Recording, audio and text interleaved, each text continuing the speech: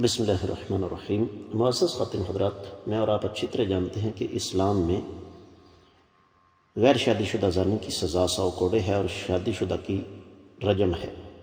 اگر کبھی ایسا ہو جائے کہ ہم کسی مرد کو یا کسی عورت کو غیر شادی شدہ سمجھ کر کوڑے مار دیں، بعد میں پتہ چلے وہ تو شادی شدہ تھا، تو پھر کیا کیا جائے؟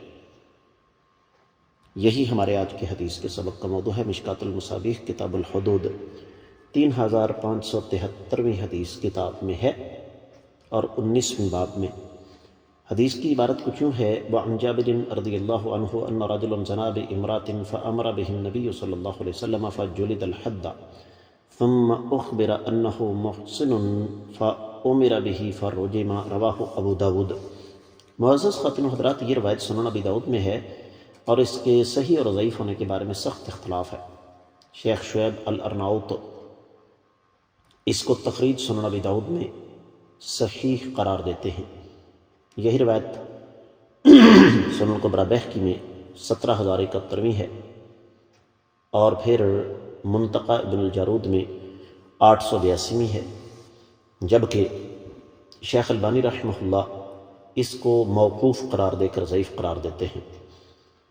تفصیلی حوالہ اس کا میں آپ کی خدمت میں رکھ رہا ہوں۔ سنن ابی داؤد کتاب الحدود، باب ہے 24واں، 4438ویں حدیث ہے، اور یہ روایت اور بھی کئی کتابوں میں ہے۔ ترجمے کی طرف بڑھتے ہیں۔ سیدنا جابر رضی اللہ تعالیٰ عنہ سے روایت ہے کہ ایک آدمی نے کسی عورت کے ساتھ بدکاری کی تو آقا علیہ السلام نے اس کے متعلق حکم فرمایا تو اسے کوڑے مارے گئے۔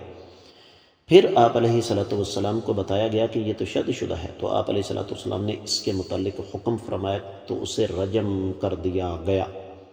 اس میں کوئی شبہ نہیں کہ اس میں ابن جریج اور ابو زبیر دو راوی ہیں، ان دونوں پر جرح ہے، لیکن مفہوم کے اعتبار سے اس حدیث کو ہم غلط نہیں کہہ سکتے، مفہوم کے اعتبار سے اس پر اعتراض نہیں اٹھایا جا سکتا۔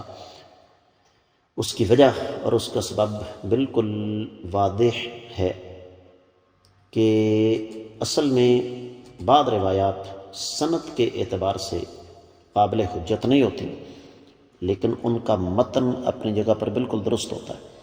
تو اس روایت کے ساتھ بھی کچھ اسی قسم کا معاملہ ہے کہ پہلی تو بات یہ ہے کہ تمام محدثین نے اس کو ضعیف قرار نہیں دیا، اور اگر مان بھی لیا جائے تو تب بھی مفہوم اس کا درست ہے کہ حقدار کو اس کی اصل سزا جو ہے وہ ملنی چاہیے۔